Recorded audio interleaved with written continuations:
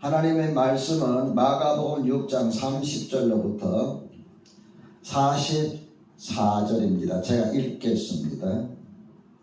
사도들이 예수께 모여 자기들이 행한 것과 가르치신 것을 낱낱이 고하니 이르시되 너희는 따로 한적한 곳에 가서 잠깐 쉬어라 하시니 이는 오고 가는 사람이 많아 음식 먹을 겨를도 없음이라. 이에 배를 타고 따로 한적한 곳에 갈새 그들이 가는 것을 보고 많은 사람이 그인 줄 안지라. 모든 고을로부터 도보로 그곳에 달려와 그들보다 먼저 갔더라. 예수께서 나오사 큰 무리를 보시고 그 목자 없는 양 같음으로 인하여 불쌍히 여기사 이에 여러 가지로 가르치시더라. 때가 저물어 가매 제자들이 예수께 나와 여짜오되 이것은 빈들이요 날도 저물어 가니 무리를 보내어 두루 촌과 마을로 가서 무엇을 사 먹게 하옵소서. 대답하여 이르시되 너희가 먹을 것을 주라 하시니 여짜오되 우리가 가서 200데나리온의 떡을 사다 먹이리까. 이르시되 너희에게 떡 몇 개가 있는지 가서 보라 하시니 알아보고 이르되 떡 5개와 물고기 2마리가 있더이다 하거늘 제자들에게 명하사 그 모든 사람으로 때를 지어 푸른 잔디 위에 앉게 하시니 때로 100명씩 또는 50명씩 앉은지라.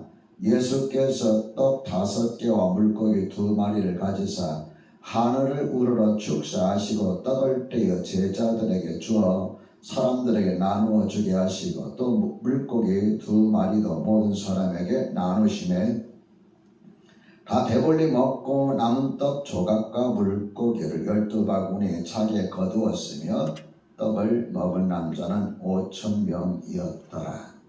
아멘.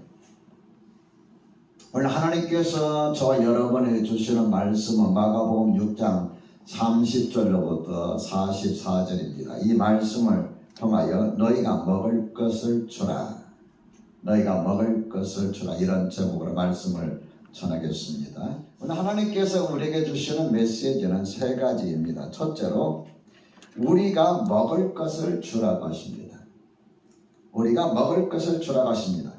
오늘 우리가 읽은 우리에게 소개하고 있는 이 사건은 오병이어라고 잘 알려졌죠. 오병, 병이란 떡이라는 말이죠. 오병 5개 떡, 어는 물고기를 말하죠. 떡 5개와 물고기를 통해서 5천여 명을 먹인 사건을 기록하고 있습니다. 이 오병이어의 이적 사건이 얼마만큼 중요하게 다루고 있는가 하는 것을 우리가 마태복음, 마가복음, 누가복음, 요한복음을 통해서 찾아볼 수 있는데요. 마태복음, 마가복음, 누가복음, 요한복음을 사복음서라고 합니다. 뭐라고요? 사복음서, 4가지의 복음서. 마태복음 14장 13절에서 21절에, 누가복음 9장 10절에서 17절에, 요한복음 6장 1절에서 14절, 그리고 오늘 본문 이 4복음서에서 다 이 문제를 다루고 있어요. 그만큼 이 사건이 중요하다 하는 것을 알려주고 있고, 요한복음에서는 사도 요한이 나중에 이 사건을 통해서 얼마만큼 이 사건이 중요한가 하는 것을 우리에게 의미까지, 영적인 의미까지 곁들여서 말씀하고 있습니다. 그래서 요한복음 6장에 보면은 이 사건에서 쭉 연결이 됩니다. 아주 길게. 그만큼 사건이 중요한 내용이죠. 6장 1절에 보면 예수님께서 택하신 12명을 둘씩 짝지어서 이 동네 저 동네로 보내게 돼요.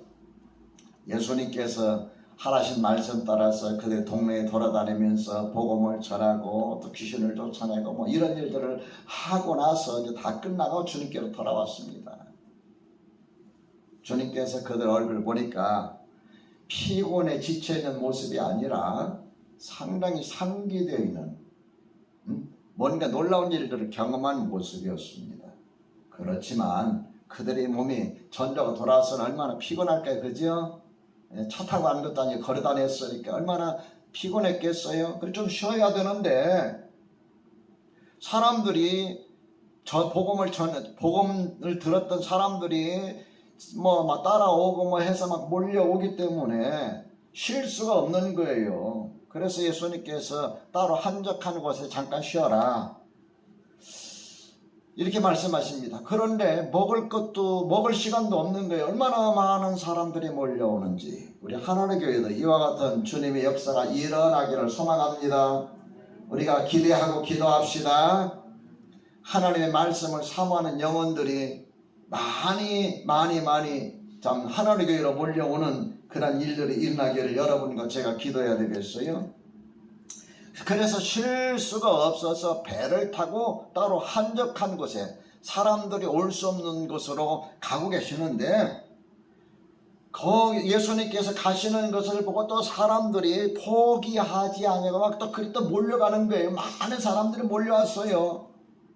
모든 거울로부터 33절에 보면 모든 거울로부터 도보로 그곳에 달려와 그들보다 먼저 갔더라. 예수님보다 제자들보다 먼저 가서 기다리고 있는 거예요. 예수님께서 이들의 모습을 보면서 뭘 느끼셨느냐 하면은 목자 없는 양 같다. 목자를 잃어버린 양 같은 것을 보시고 불쌍히 여기서 그들을 보내지 못하고 거기서 또 하나님의 말씀을 가르치다 보니까 저녁 때가 됐어요. 해가 저물어 가는데도 사람들이 가지 않는 거예요. 참 예수님 그거 보면 대단해요. 요즘에는 30분만 설교해도 이거 지루하다 그러고 빨리 안 끝나나 이렇게 보는데 저녁 해가 질 무렵이 됐는데 집으로 돌아가질 않는 거예요. 제자들이 걱정이 생겼습니다. 이 많은 사람들이 해가 지도록 저물어 가는데도 안 가니 주님 이거 어떻게 하면 좋겠습니까? 주님 빨리 이제 돌려보내셔가지고 이 사람들 먹게 하고 좀 하셔야 될 거 아닙니까? 하나님 예수님께서 37절에 뭐라고 말씀하셨느냐면 너희가 먹을 것을 주라. 우리가 가서 200데나리의 떡을 사다 먹이리까? 주님께서 말씀하시기 너희에게 떡이 몇 개나 있느냐? 가서 보라. 알아보니 38절에 떡 몇 개? 떡 몇 개? 5개, 물고기 2마리, 피라미 같은 반찬 2마리, 떡 5개, 보리떡 5개에다가 피라미 같은 물고기 2마리 해서 어린아이가 도시락을 싸가지고 온 거 그게 하나가 있었어요. 그래서 예수님께서 모든 사람들을 50명씩 100명씩 그룹으로 짝지어서 앉게 하고 보리깨떡 5개와 물고기 2마리를 가지고 하늘을 우러러 보시면서 축사하시고 제자들에게 갖다 나눠주라 말씀하십니다. 나눠줄 때 그들이 다 배불리 먹고 얼마나 남았다고 그랬어요? 얼마 남았어요? 12바구니. 바구니가 얼마나 큰지 모르지만 12바구니. 몇 명 먹었어요? 5천여 명. 남자만 5천여 명이라고 말하고 있습니다. 저는 여러분 이 사건을 통해서 중요한 두 가지를 발견하는데요. 한 가지는 뭐냐면은 예수님을 따라다니는 무리를 향한 예수님의 마음이에요. 예수님을 따라다니던 그 무리들 향한 예수님의 마음. 34절에 보면은 예수께서 나오사 큰 무리를 보시고 이 목자 없는 양 같음으로 인하여 불쌍히 여기사 이 여러 가지로 가르치시더라. 자기를 향해서 나오는 사람들을 보면서 환영인파를 보면서 따르는 사람들 보면서 예수님께서 나를 따르는 사람들이 이렇게 많구나 우쭐하신 것이 아니라 왜 이들이 주님을 그렇게 따르는지 영적인 것을 보시고 불쌍히 여기셨다라고 그랬어요. 여러분 우리가 예수님을 모르는 사람들을 볼 때에 그 사람들을 정죄하는 것보다도 그들을 불쌍히 여기는 마음을 가져요. 가끔 가다가 전대 너무 극성인 사람들이 차에나 뭐 이런 데다 그 현수막을 쓰고 글을 쓰는데 불신지옥이라 크게 써요. 불신지옥. 틀린 말은 아니에요. 예수님께서 이 땅에 오셨을 때 안 믿으면 지옥 보내기 위해서 오셨습니까? 지옥 갈 사람을 믿고 천국으로 이끄시기 위해서 오셨습니까? 강조해야 할 것을 강조하지 않냐고 강조하지 말아야 할 걸 강조하고 있는 거예요. 불신 지옥이 아니라 예수 천당이에요. 근데 우리 너무 거기다가 불쌍히 여기는 마음이 아니라 정죄하는 마음이에요. 그 마음은요. 나 안 믿으면 죽어, 그 이야기예요. 나 안 믿으면 큰일 나, 그 말이에요. 예수 믿으면 야, 너 영원한 생명을 얻고 천국에 간다, 이게 아니라 너무 잘못된 강조예요. 다시 말하면은 사람들을 보시면서 예수님께서는 그들의 마음을 보시고 불쌍히 여기셨는데 그 마음이 없는 거예요. 안 믿는 자들을 향해서 우리가 가져야 할 마음은 불쌍히 여기는 마음, 그런 마음을 가지시기를 주의 이름으로 축원합니다. 또 한 가지 우리가 이 사건을 통해서 깨달을 수 있는 것은 뭐냐면은 문제를 해결하려는 우리의 의지가 중요하다 하는 거예요. 35절과 36절에 보면은 때가 저물어가며 제자들이 예수께 나와 여짜오되 이곳은 빈들이요 날로 저물어가니, 그 다음 같이 읽어봅시다. 시작. 무리를 보내어 두루 촌과 마을로 가서 무엇을 사 먹게 하옵소서. 제자들이 해가 저물어가 가면서 배고파하는 사람들을 향해서 내놓은 해결 방법이 뭐예요? 이 사람들 보내가지고 두루두루 돌아다니면서 촌과 마을로 가서 먹을 것을 사 먹게 하옵소서. 그거였는데 37절 같이 읽어봅시다. 시작. 대답하여 이르시되 너희가 먹을 것을 주라. 자, 너희가 뭘 주라? 먹을 것을 주라. 예수님께서 제자들에게 너희가 먹을 것을 주라고 말씀하셨을 때에 예수님이 먹을 것이 지금 없는 줄 모르고서 하신 말씀일까요? 예수님이 지금 제자들에게 먹을 것이 없는 줄도 모르고서 너에게 먹을 걸 주라 이렇게 말씀하신 걸까요? 아니면 나는 이 많은 사람들 먹을 수 있는 양식을 공급할 해결 방법이 없으니까 너희가 알아서 하라, 그런 뜻일까요? 아니면 제자들 12명의 제자들 너희가 능히 이 문제를 해결할 수 있다라는 메시지일까요? 이 세 개 중에 어디에 해당된다고 생각합니까? 한번 1, 2, 3 써보세요.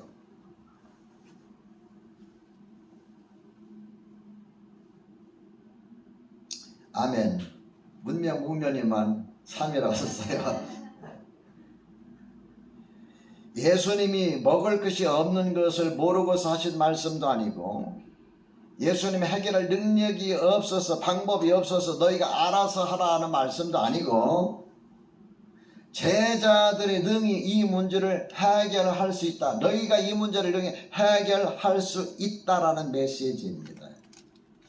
요한복음 6장 5절 6절에 보면은 같은 사건이 기록되어 있는데요. 이렇게 기록되어 있어요. 빌립에게 이르시되 우리가 떡을 사서 이 사람들을 먹이겠느냐? 우리가 떡을 사서 이 사람들에게 먹이겠느냐 하고 물었어요. 그러면서 6절에 뭐라고 했느냐 하면은 이렇게 말씀하심은 친히 어떻게 하실지를 아시고 빌립이 친히 어떻게 하실지를 아시고 빌립을 시험하고자 하시니라 그랬어요.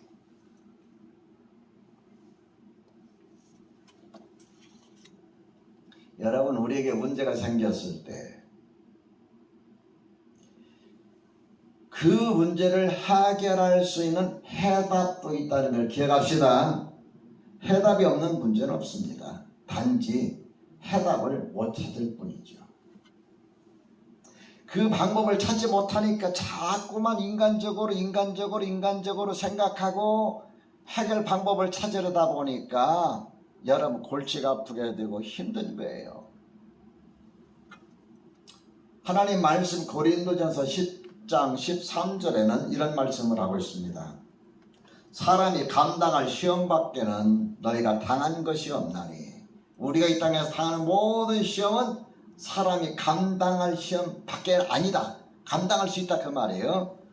사람이 감당할 시험밖에는 너희가 당한 것이 없나니 오직 하나님은 미쁘사 너희가 감당하지 못할 시험 당함을 허락하지 아니하시고, 믿으시면 아멘 합시다. 너희가 감당하지 못할 시험 당함을 허락하지 아니하시고 또한 피할 길을 내사 너희로 등이 감당하게 하시느니라. 여러분이 안고 있는 문제들, 우리가 안고 있는 문제들이 해답이 없는 것이 아니라 얼마든지 우리가 해결할 수 있는 능력과 방법이 있다고 주님 말씀하심을 기억하시고, 고린도전서 10장 13절 말씀을 묵상하시길 바랍니다. 둘째로 우리가 가진 것을 통해 일하십니다. 자, 우리 38절 자 읽어봅시다. 시작. 이르시되 너에게 떡 몇 개나 있는지 가세보라 하시니 알아보고 이르되. 안 읽어요? 시작. 떡 5개와 물고기 2마리가 있더이다 하거늘. 떡 5개와 물고기 2마리가 있더이다. 마태복음 14장 17절에 보면은 여기 우리에게 있는 것은 떡 5개와 물고기 2마리 뿐입니다. 이렇게 해서 떡 5개와 물고기 2마리 뿐입니다. 누가복음 9장 13절에 보면은 우리에게 떡 5개와 물고기 2마리밖에 없으니, 그게 무슨 말이에요? 우리가 가지고 있는 것까지 해결하기는 불가능하다, 그 이야기예요. 그렇죠. 제자들이 주님께 그렇게 말씀드리는 건 당연하지요. 남자만 해서 5천여 명인데 얼마나 많은 인파가 모였어요. 너무나 많은 인파에 비해서 그들이 가지고 있는 양식은 떡 5개와 물고기 2마리만, 큰 떡덩이도 아니고 어린아이가 가지고 온 도시락에 있는 보리개떡이겠죠. 떡 5덩어리와 물고기, 피라미 같은 물고기 반찬 2마리, 이게 전부예요. 이것 가지고 주님 무슨 일 하겠습니까? 모인 무리가 5천여 명이 넘는데 한 명도 먹기에 부족한데 2마리 뿐입니다. 2마리밖에 없습니다. 이렇게 말했어요. 사실 그대로 이야기하는 거예요. 예수님은 이 문제에 어떻게 해결하셨을까요? 39절과 40절에 보면은 예수님께서 제자들의 명하사 그 모든 사람으로 때를 지어 푸른 잔디 위에 앉게 하시니 때로 100명씩 또는 50명씩 앉는지라 그랬어요. 자, 여러분 이 사건 읽어보면서 어떤 느낌이 팍 안 와요? 떡 5덩어리와 물고기 2마리 가지고 예수님께서 나눠주겠다고 100명씩 50명씩 이렇게 그룹지에서 앉으라 라고 말씀하실 때 여러분이 만약 제자였다면 어떤 생각을 가졌을까요? 여러분 마음 가운데 어떤 생각을 할까요? 저는 이 말씀을 묵상하면서 무엇을 깨달았느냐 하면은 예수님의 이러한 행동은 하나님에 대한 절대적 신뢰가 없으면 불가능하다. 어린아이의 도시락 가지고, 어린아이가 겨우 먹을 만한 도시락 가지고 성인 남자만 5천여 명이 되니까 그게 얼마나 많은 여성들이 있고 아이들이 있겠습니까? 한번 생각해 보세요. 그런데 그 사람들을 50명씩 100명씩 그룹을 지어서 앉으라 하셨을 때, 명하셨을 때 예수님께서 그 문제를 해결할 수 있는 능력이 없으시다면, 다시 말하면 하나님께서 이 문제에 대하여 해결해 주시지 않는다는 그러한 불신이 있다면 불가능한 이야기예요. 하나님께 대한 절대적인 확신. 만약 예수님께서 이 문제를 해결할 능력이 없다고 생각한다면, 하나님께서 이 문제에 대해서 해결해 주시지 않는다고 생각한다면 사람들을 집으로 다 늦게나마 돌려보냈든지 뭐 각자 알아서 돈으로 사 먹으라고 했든지 했겠지요. 그들이 집으로 돌아가면서 그 배고픔을 어찌 달랠 것이며, 또 여러분 이처럼 서울 시내처럼 뭐 마트도 있고 뭐 편의점도 있는 것도 아니잖아요. 베세다죠. 그 들판에 집이 얼마나 있겠어요? 한번 생각해 보세요. 얼마나 있겠어요? 가서 뭐 음식을 어떻게 사 먹겠어요? 여러분과 제가 꼭 기억할 것은, 하나님은 따라합시다. 내가 가진 것을 통해 일하신다. 내가 가진 것이 무엇이든, 내가 가진 것이 얼마가 되든 하나님은 내가 가진 것을 통해서 일하십니다. 믿으시면 아멘 합시다. 남자 성인만 5천여 명이 되고 거기에 어린아이도 있을 것이고, 어린아이 있다는 것은 어린아이가 도시락을 가져왔잖아요. 또 여자분들도 있을 것이고, 이 얼마나 많습니까? 그런데 지금 당장 예수님의 손에 들려진 게 뭐예요? 포리개떡 5개와 물고기 2마리예요. 그것 가지고는 우리가 생각할 때는 어림도 없어 예수님 혼자서 드시기도 부족해요. 그러나 하나님은 지금 내가 가진 것을 통해서 일하셔. 그것이 얼마이든지 무엇이든지. 이 사실을 믿으시면 아멘 합시다. 셋째로, 내가 가진 것을 감사할 줄 알아야 합니다. 그러므로 내가 가진 것을 감사할 줄 알아야 합니다. 자, 41절 볼까요? 예수께서 떡 5개와 물고기 2마리를 가지사, 그 다음 읽어봅시다. 시작. 하늘을 우러러 축사하시고, 하늘을 우러러 축사하시고. 하늘을 우러러라는 것은 그 당시에 기도하는 자의 기도의 모습이에요. 하늘을 우러러 축사하셨다는 것은 축복하셨다는 말도 되고 감사했다는 말도 됩니다. 저는 예수님의 이 모습 속에서 2가지를 발견합니다. 제가 조금 전에 여러분 그랬죠. 예수님께서 50씩 100명씩 때를 기어서 앉으라, 그룹을 앉게 하라고 했을 때에 하나님께서 이 문제를 해결해 주실 수 있으라는 절대적인 신뢰라고 그랬잖아요. 그게 없으면 불가능하다고 그랬죠. 이 신뢰는 어떻게 나타날까요? 하나님께 대한 나의 신뢰는 어떻게 나타날까요? 내가 하나님을 신뢰합니다. 하나님을 절대적으로 믿습니다. 난 하나님에 대해서 의심하지 않습니다 하는 이 신뢰는 어떻게 나타날까요? 내가 가진 것에 대해 감사할 때 나타납니다. 비록 부족하고 비록 모자란다 할지라도, 부족한 것에 대해서, 모자라는 것에 대해서, 아픈 것에 대해서, 질병에 대해서, 힘든 삶에 대해서, 고통스러운 나날에 대해서 원망하거나 불평하거나 낙심하지 아니하고,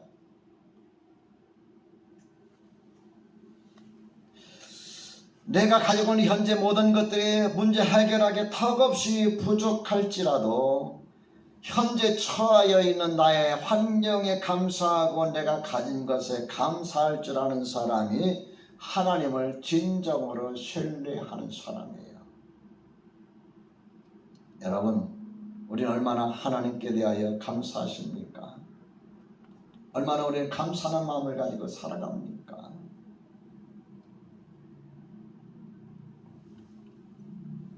제가 지난번에 여러분의 그런 말씀에 오늘 주보에 팔렘에도 나왔죠. 아침에 눈을 뜨면 감사합니다. 저녁에 잠자리 들면 감사합니다. 왜? 아침에 눈을 뜨면 눈앞이면 간 거잖아요. 저녁에 잠자리 들 때 감사합니다. 얼마나 더운지 막 견딜 수가 없어요. 사택에 서재가 38.5도까지 올라갔어요. 그래서 오후에는 서재 못 있어요. 아무리 에어컨 틀어도 뭐 하루 종일 틀어야 되잖아요. 에어컨 바람 좋은 것도 아니잖아요. 그죠?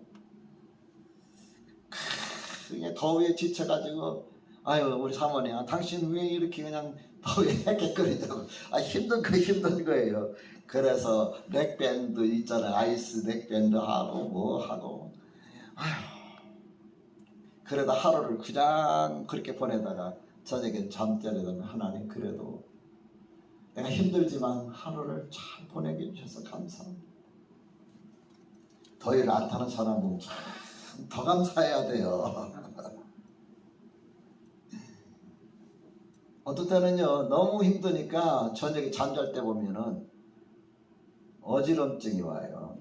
얼마나 힘든지 아시겠죠? 그래, 아침에 눈을 뜨면 또 눈을 뜨니까 감사해요. 하나님 감사. 2주 동안 새벽 기도를 쉬었는데, 지지난주에. 그러면서 새벽에 일어나 또 좀 푹 잘라가지고 또 일어나져요. 그냥 눈을 좀 더 붙이고 좀 한 7시나 8시까지 좀 게으름 피우려 하는데 5시 40분 되면 일어나요. 5시 반 되면 일어나도 4시 50분에 일어나요. 그럼 뭐 하겠어요?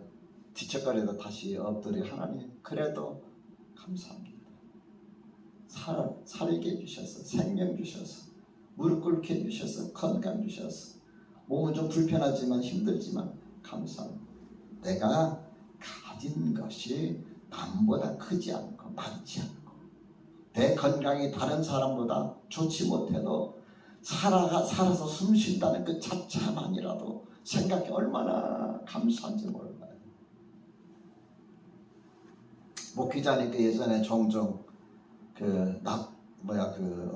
납골 땅입니까? 가보면은 사람들이 엄마 잃고 아빠 잃고 아들 잃고 딸 잃고 남편 잃고 아내 잃고 그런데 보면 아이들도 있잖아요. 얼마나 우는지 몰라요.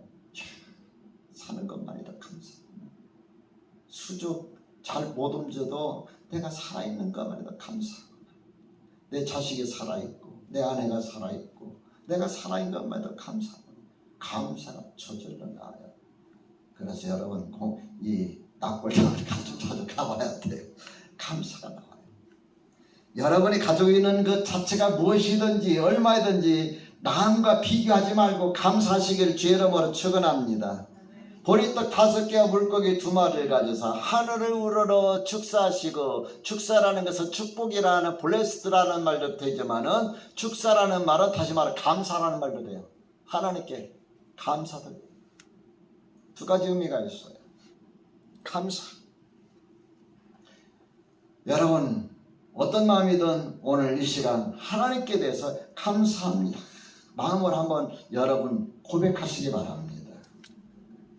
하나님을 신뢰하는 행동이란 어떤 것일까요? 그 문제를 놓고 하나님께 기도하는 사람이에요. 하나님께 내가 안고 있는 인생의 문제를 내어놓고 하나님의 처분을 기다리는 것, 이것이 바로 하나님을 신뢰하는 거예요. 내 뜻대로 내 마음대로 내 요구대로 하는 것이 아니라 하나님의 뜻대로 처분되기 원합니다. 하나님의 뜻에 맡깁니다. 하나님의 뜻대로 이끌어주세요.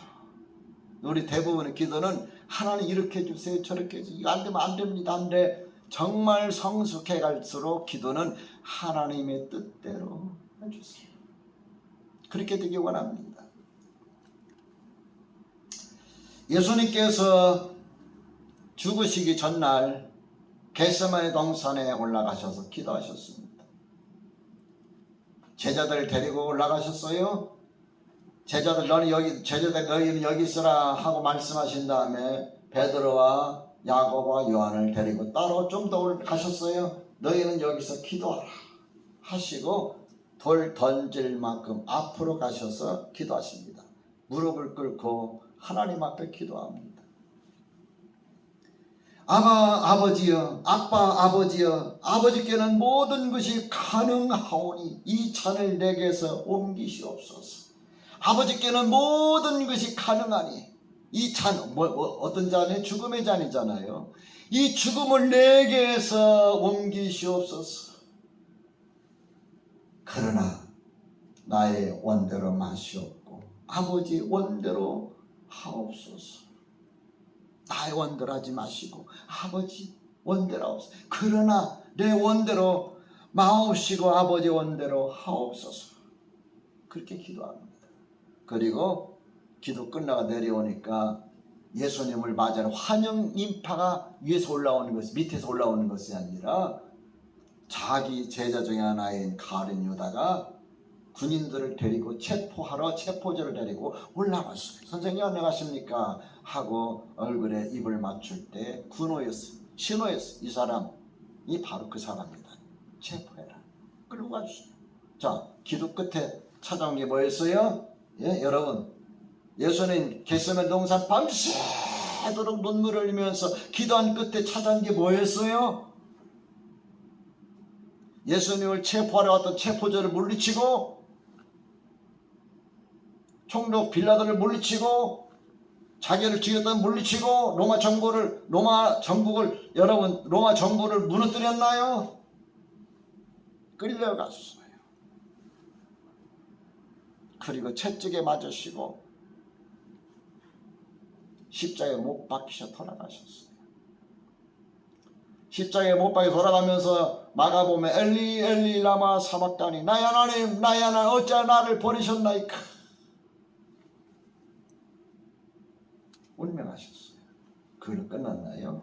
그 일로 인해서 죄인들을 구원하시는 구원의 사역을 이루고 인류를 구원하시는 길 열어놓으셨잖아요. 지금 내 마음대로 내 뜻대로 내가 원하는 대로 요구하는 대로 원하지 그것대로 되지 않는다 할지라도 하나님을 신뢰하고 하나님께 내가 앓고 있는 문제를 내 맡길 때 그것이 바로 믿음입니다.